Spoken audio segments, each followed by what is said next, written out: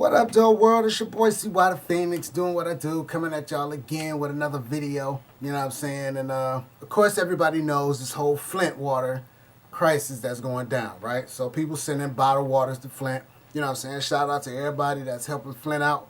You know what I mean? Governor Snyder, yo, I'm not going to get on you. You know what's going on. Handle your biz. But there's another war going on too. Apparently, it's an education war going on in Detroit. I don't know if y'all know about it or if y'all not, but these sick outs, these teachers, had enough, period. You know what I'm saying? Today, it's another sick out going down. They marching downtown, Cobo Hall, where the auto show's going down. And Obama's supposed to be in town, probably as we speak at the auto show. He's supposed to show up at noon, so I hope these teachers and their cause is getting through to the president and we get action down here because schools are important. You know what I mean? It's an education war. It's a war on education going on right now in the middle of our city. Apparently, it's just been crazy. You know what I mean? Channel 4 broke the news this morning. If you haven't seen that video, check it out. Well, good Wednesday morning, everyone. We do start our 6:30 half hour with breaking news that we've been following. More than 60 Detroit public schools are closed because of a teacher sick out. Yeah, we're talking about more than half the district closed today. Today's sick outs come on the same day, and this is on purpose, that President Obama will be visiting Detroit and follows several days of sick outs last week. If you want to see the whole thing, link in the description box. But check it out. This is the reason that these teachers are fed up. Shout out to AJ Plus. They did a video about the teachers being fed up and one of the sick outs and all of that, and they show some pictures and all of that. If y'all haven't seen this video, check this video out.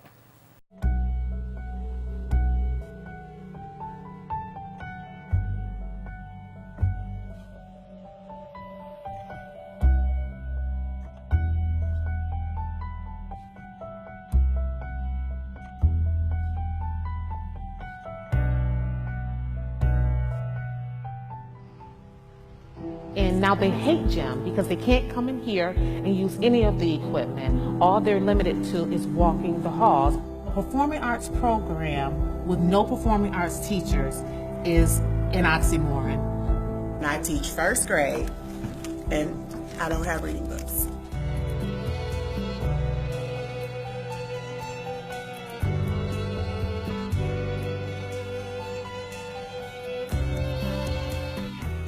Steam coming up onto our playground, and the temperatures have reached 110 degrees. It's a snowstorm in Detroit, and the ground is burning. The students are very sad about not being able to go out to the playground.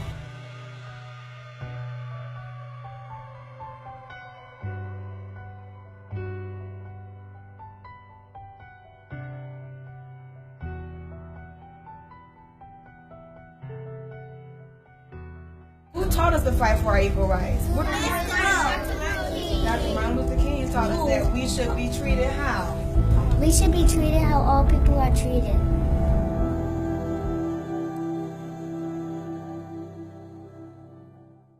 Big shout out to AJ Plus. If y'all don't know who they are, check them out on Facebook. They got a whole lot of videos like that. Stuff I didn't even know about, videos, cool, you know what I mean, and all kind of things bringing awareness to things that need to be known about. But back to the topic at hand. These schools in Detroit, man, my thoughts on this, it's outrageous. I remember growing up in elementary school. I went to a school called Custer Elementary, right? I think it was George C. Custer Elementary. If you live in the city of Detroit, it's now known as Thurgood Marshall.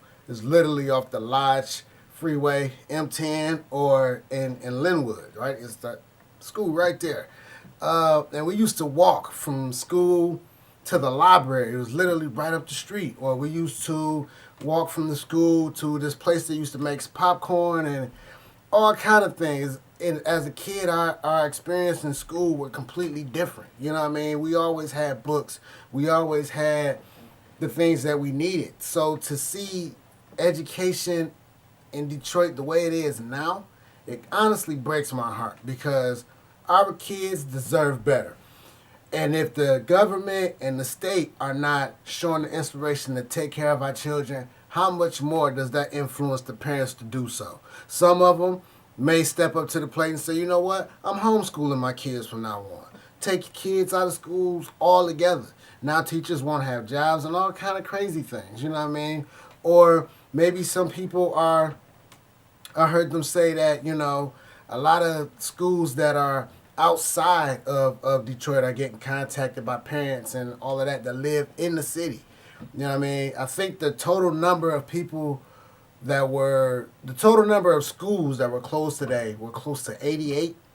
You know what I mean? And the number of kids, I heard somebody say 44,000. That's a lot of children that's going without education today because these teachers don't have what they need. When the lady said that she's a first grade teacher and she doesn't have books, that's ridiculous. And then in 2009, I believe the video stated they hired this emergency manager. And then he comes in and takes 30% of the funding from the schools to pay off the city's debt. And now you wonder why the school's in the condition that it's in. And I don't even think that emergency manager even has that position anymore. So that's ridiculous, man. We have to do better. Like, we really have to do better. And that's without saying. Not only as blacks and not only as whites, but as a human race, we have to do better.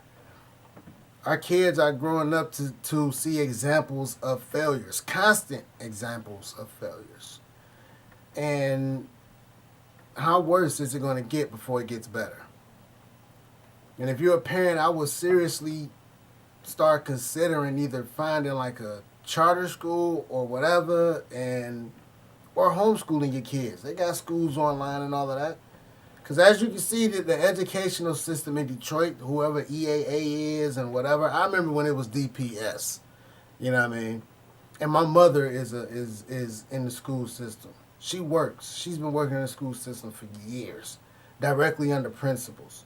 I have aunts and relatives that work in the school system, man. So this story, you know, I hope that this video helps draws awareness. Shout out to AJ Plus. Shout out to Channel 4. You know, keep doing what y'all doing and helping draw attention to the city. And not only this city, but the entire state. Flint's in a water crisis, and Detroit is in an educational crisis. And both of these cities are in a violent crisis. So, Governor Snyder, I hope you got to get it together or get out. Because, let me tell you about this Flint water thing. I have people that live up there. You know what I'm saying? Not relatives, but friends. You know what I mean? People that I know. And I go up there to visit them a lot. And I literally get off the bus when I'm traveling. I catch the Greyhound or the Indian Trails, and I get off in the Flint station by the water fountain. It's a sign that says, "Do not drink from this water. Flint is in a water crisis." That's crazy. I never thought I'd see something like that. And when I did my research on it, I found out that Flint used to get its water from Lake Huron. If you don't know where Lake Huron is, Google it. But Lake Huron is one of the 5 natural bodies of water that surround Michigan. Huron, I think it's Huron. I think it's Ontario, Erie, Superior, and Michigan. Those are the name of the 5 lakes. I believe it's 5. All my Michiganders, correct me on that if I'm right, or correct me on that if I'm wrong. But yeah, the way I grew up, remembered as a kid, is Holmes. Huron, Ontario, Michigan, Erie, and Superior. All right? Flint used to get its water from Lake Huron. Then it switched to the Flint River. And they knew the Flint River was dirty. They knew that. You know what I mean? And then reportedly it switched back. So do y'all research on that. But those are little small facts that I do remember, if those are accurate. But I did read that. But anyway, man, it's your boy C.Y. the Phoenix signing off. Links in the descriptions at the bottom if you want to do some more on this Detroit education story. But shout out to everybody that's fighting for better education for our kids, not only in Flint, but all around the world, because the kids need it. You know, education was a huge part of my life. I always had good grades in school, and I always were able to do different things in school. You know what I mean? School was a different environment for me growing up. We had ballroom dancing in school. We had acting in school. I stayed in study hall a lot. I did stay in detention a lot too. You know, my 12th grade year. I'm gonna say this and then I'm out. This is how fun school was for me. My 9th grade year, I had no electives and I had 3 foreign languages. And I went to Martin Luther King on the east side, right? Because of that, I had failed a foreign language class, went to summer school for it, you know what I'm saying? And then went to Mumford, you know what I'm saying? The old Mumford, big baby blue and burgundy building. All my old school Mustangs, y'all know who I'm talking about. But 12th grade year, the only class that I really needed to pass was English. The other 7 were electives. English was the only class I needed. I had ROTC, I had ballroom dancing, I had acting, I had lunch, and it was like 2 other classes. But needless to say, instrumental, I had band, and it was another one. But needless to say, I had a lot of things to keep my interest in wanting to go to school. These kids doesn't have that now. And then last but not least, one of my friends told me that one of her friends' daughter in history class, instead of teaching about, you know, the origin of America, they're teaching them about the origin of Facebook. So how much do they really care about our education? Think about that. I ain't mean to get long-winded, but you know how it is. Sometimes you just go off on a tangent. Having said that, I'm out of here. Peace.